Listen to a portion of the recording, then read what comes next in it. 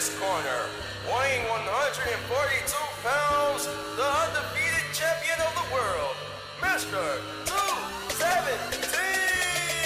MMA, hey, MMA, hey, MMA, we gon' punch you in the face. MMA, hey, MMA, hey, Mayhem Radio, we turned up in this place. Off the ropes, with a chair, fight dirty, pour hell, MMA, hey, MMA, hey, Mayhem Radio, we turned up in this place. He hits him with the right, he hits him with the left, he ducks, uppercut, another uppercut, a punch to the right, he's out, KO, and Mr. 217 is still the undefeated champion of the world.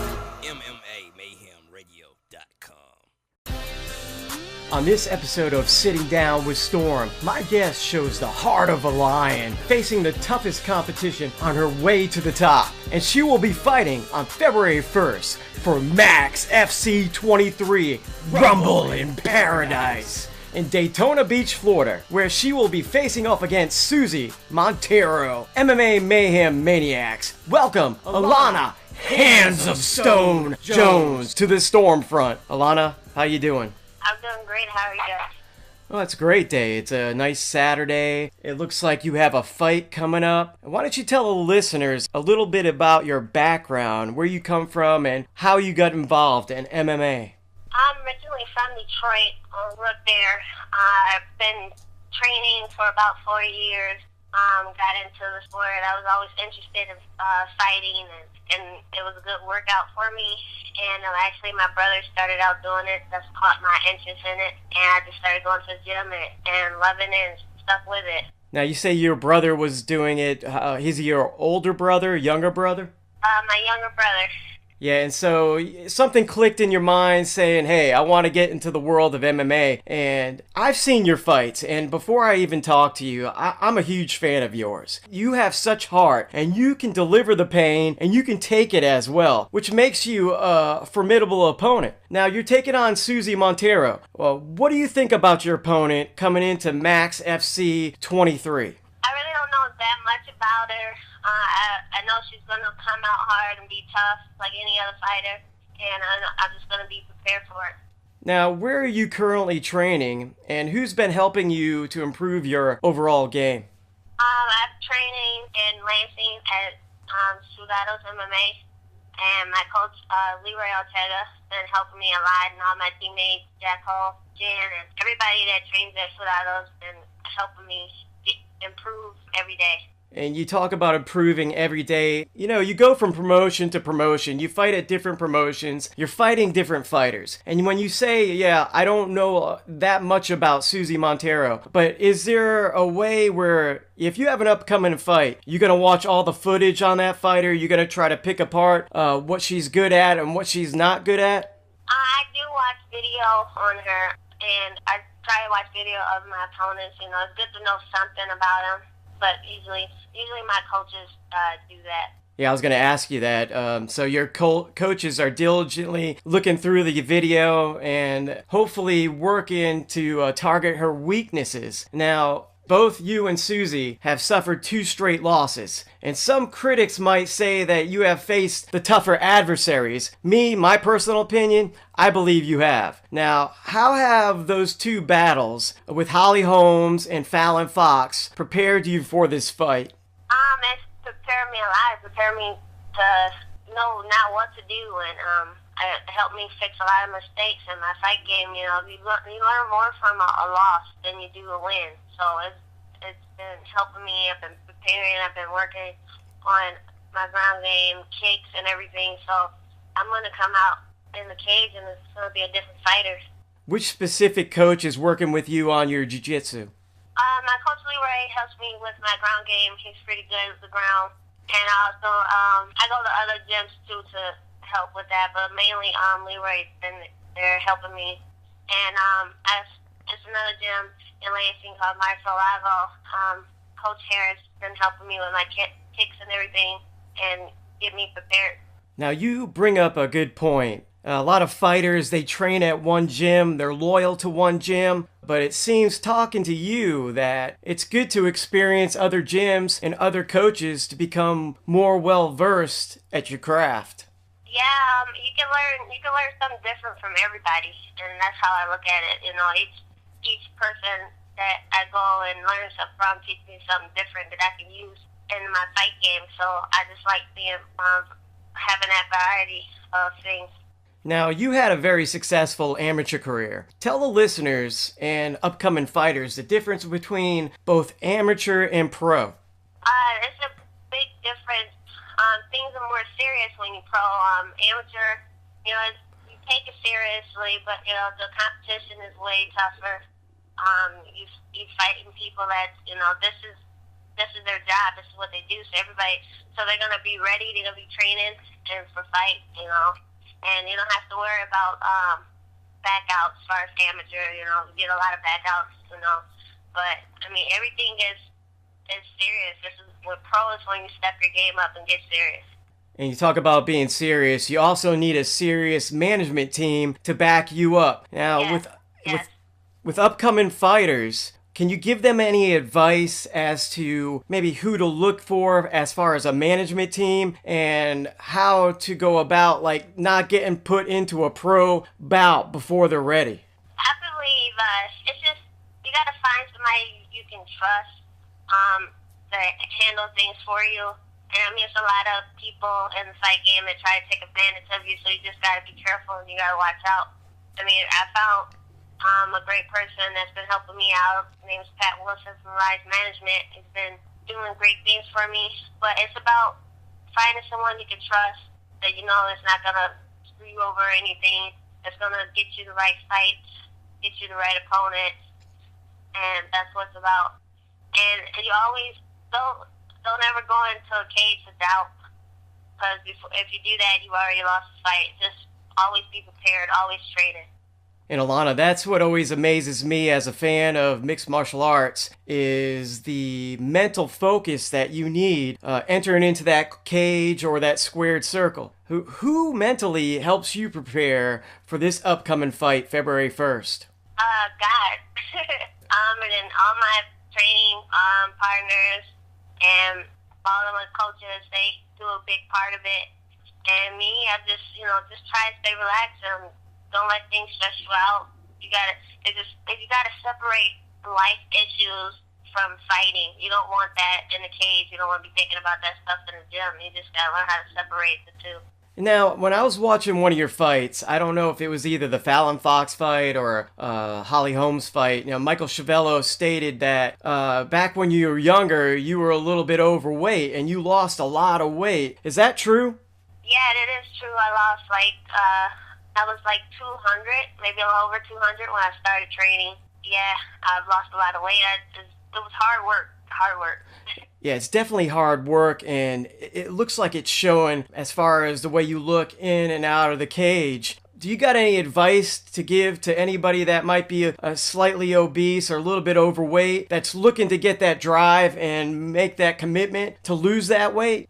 Yeah, sure. My advice is to just stick with it. You know, the hardest thing is to losing weight is sticking with it. Sometimes you might get tired of doing the same thing over and over again. And that's the main part, is sticking with it and sticking with your exercise, sticking to your diet. And just, you know, even sometimes you may feel like you're not losing the weight. You just got to keep going and keep following your goal. Just set a goal for yourself and just keep with it. Now, there's been, I guess, a boom in female MMA, and I was wondering what your thoughts were on the evolution of MMA as it stands right now. Actually, MMA is just like, man, it's blowing up. It's getting bigger and bigger. First, and then women's, we're getting bigger and bigger, and sometimes our women fights look better than guy fights. So I think, you know, it's outgrowing a lot of sports. And I totally agree. There's a lot of outstanding female fights on the docket here coming up in 2014. Yours in particular, what weight class will it be featured in? This will be a 135 fight. It's a bantamweight fight. And as far as your last fights, Fallon Fox and Holly Holmes, What differences did they pose in the cage when you fought them? And after it was all over, what did you say to yourself after those fights? Well, the difference is, Holly Holmes is an outstanding striker, and everybody knows that. She's an outstanding boxer. And, I wanted that fight just because, obviously tough opponent, and I'm not afraid to fight anybody tough. As far as the Silent Fox thing, I don't really have too much to say about that fight, but, it was just, it was weird. But what did I say to myself? I'm always upset when I get a loss. It sucks to lose. So, Right. My thing is, I just went in there and just say, well, do better next time. Get in the gym and just start working hard. And then, I took that real hard knockout from Holly Holmes that kind of hurt my soul for a little bit. I've been knocked out before, but I just got in the gym and just started working on things that I need to improve in. And that's great. And you always should learn from a loss, whether it's MMA, football, basketball. And Yep. I was talking to a gentleman the other day, Andrew Whitney to be exact, and he was telling me his training camp, it's like a family where he trains. And you are like a team. Your training camp, the people you train with, that is your family. And win or lose, your family's going to bring you up and put you back on your feet. Am I right on that? Yeah, you are right. And MAXX FC, it's going to be a great bout. What does MAXX FC bring to the table better than the others? They're giving me a great fight. It's my first time fighting for them. It's not too much different than any other promotion. But I'm just excited to see how it's going to be when I get down there to Daytona. I've never been to Daytona. It'll be my first time. It's a nice place, and too bad the weather's going to be a little bit cold. You could go hit the beach, but you might be able to do that anyway. It's still nice to go to the beach. Yeah, I'm sure it's a lot warmer than here in Michigan. Yeah. Tell the listeners where you currently reside. I'm in Michigan, in Ione, Michigan. It's like really cold here, 0 below. You got the nickname Hands of Stone, right? So, how did you get that nickname? It seems quite obvious, but why don't you let the fans know? I got it from people seeing me throw hands in the cage. I got it. One of my best friends gave me the name, and I was like, oh, it's kind of catchy. I just stuck with it. I liked it. Allana, I think it's better when a fighter gets a nickname from somebody else instead of making up their own nickname. I think so too. I went a long time. I went my whole amateur career without a nickname. Right. Well, in amateur fights too, I don't think you really need a nickname in amateur fights. You're trying to get to the pro level. Once you make it to that level, then you get rewarded with a nickname. I was going to ask you, what would you like to tell up-and-coming female fighters to prepare for before they enter into a fight? I would say just prepare for everything. Anything can happen in a fight. Whether you study your opponent's video or not, just prepare for everything. That's my advice to every female fighter out here. And who has been your rock through your journey in life? My mother. Right on. My brother has been there for me for everything, and she's been helping me a lot get through a lot of things.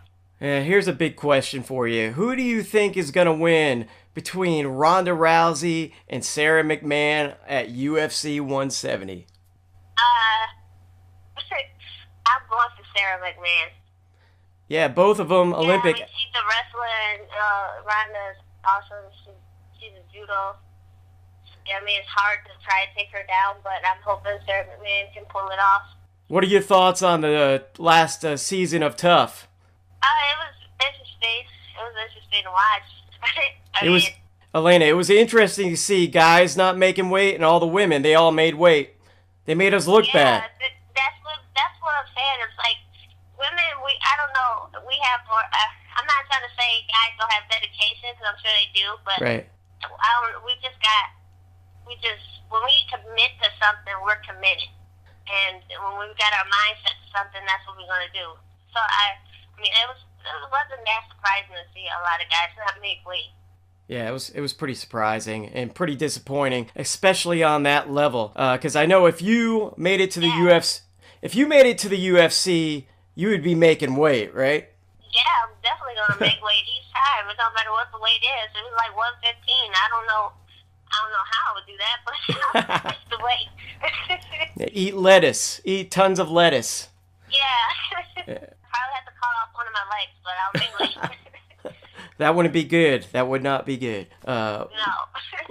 What is your overall goal for 2014? Well, my overall goal is to hopefully get into Victa, because I think that's a real goal for me. And, I think that their promotions, for as far as like for women, is like just as big as the UFC. So I think that would be awesome to just get into Victa. I think that would be. Everybody wants to get into the UFC, but right now my eyes are set on Invicta. I went to the last Invicta event, and I can tell you right now that they are top tier when it comes to putting on good fights, a good promotion. It's just well done, and I think Shannon Knapp should take heed. Maybe she'll listen to this.